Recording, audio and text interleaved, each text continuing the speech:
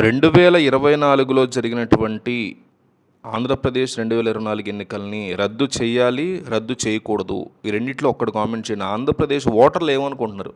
జగన్ ఉందనుకుంటాడు, చంద్రబాబు ఉందనుకుంటాడు, పవన్ కళ్యాణ్ ఉందనుకుంటాడు. అది కాదు మ్యాటర్. ప్రజలు ఏమనుకుంటున్నారు? ఆంధ్రప్రదేశ్లో జరిగిన 2024 ఎన్నికల్లో కూటమి ఘన విజయం సాధించింది. ఈ ఎన్నికలను రద్దు చేయాలి, రద్దు చేయకూడదు. ఈ రెండిట్లో ప్రజలు ఏమనుకుంటున్నారు? వైసీపీ ఏదో చెప్తూ ఉంటుంది రోజు, టీడీపీ ఏదో చెప్తూ ఉంటుంది రోజు. అది కాదు మ్యాటర్. ప్రజలు ఏమనుకుంటున్నారు?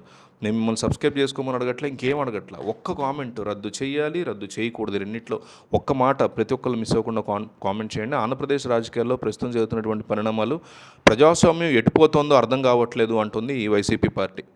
ముఖ్యంగా మీడియా సంస్థల యొక్క తీరు, ఎన్నికల నిర్వహణలో వస్తున్నటువంటి ఆరోపణలు, ఇవన్నీ కూడా సామాన్య ప్రజల్ని ఆశ్చర్యానికి గురి చేస్తున్నాయి అంటుంది వైసీపీ పార్టీ.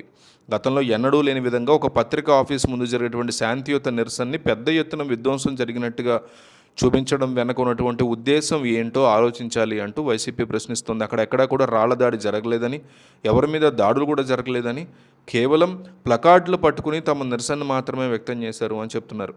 కానీ కొన్ని మీడియా సంఘాలు, రాజకీయ నాయకులు దీన్ని పెద్ద నేరంగా చూపిస్తూ ప్రజల్ని తప్పుదోవ పట్టించేటువంటి ప్రయత్నం చేస్తున్నారు అనేది ప్రధాన ఆరోపణగా ఉంది. అదే సమయంలో ఒక ముఖ్య నాయకుడి ఇంటి మీద గంటల తరబడి దాడులు జరిగితే లేదా ఆస్తులు తగలబడిపోతే వాటి గురించి ఎందుకు మాట్లాడలేదు అని వైసీపీ ప్రశ్నిస్తోంది నేరుగా. ఎన్నికల ప్రజాస్వామ్యం గురించి కూడా చర్చ నడుస్తోంది. ఎన్నికల నిర్వహణ విషయంలో కూడా అనేక సందేహాలు వ్యక్తమవుతున్నాయంటుంది వైసీపీ పార్టీ. ముఖ్యంగా 2024 ఎన్నికలకు సంబంధించినటువంటి ఓటింగ్ శాతం నమోదైన అంశం గురించి మాట్లాడమంటుంది వైసీపీ. ఫామ్ 17, 20 మధ్య ఉన్నటువంటి తేడాల్ని గమనిస్తే ఓట్ల లెక్కింపులో ఎక్కడో ఏదో తప్పు జరిగింది అని అనుకోవాల్సినటువంటి పరిస్థితి వస్తుంది అంటుంది వైసీపీ. ఒక గ్రామంలో 10 మంది ఓటర్లు ఉంటే అక్కడ 20 ఓట్లు ఎలా పడ్డాయి? అది ఎవరికి అర్థం కానటువంటి అంశం అంటుంది వైసీపీ పార్టీ. ఇది చదువుకున్న వాళ్ళకి కూడా ఆశ్చర్యాన్ని కలిగించేటువంటి విషయం అంటుంది.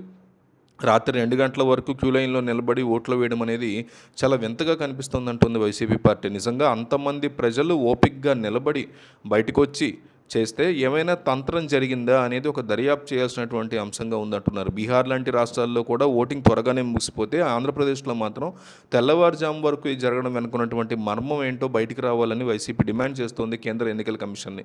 రాష్ట్ర ఆర్థిక పరిస్థితి, అలాగే ఇంకో దాని గురించి మాట్లాడితే పరిస్థితి ఆందోళనకరంగా ఉంది అంటున్నారు వైసీపీ వాళ్ళు.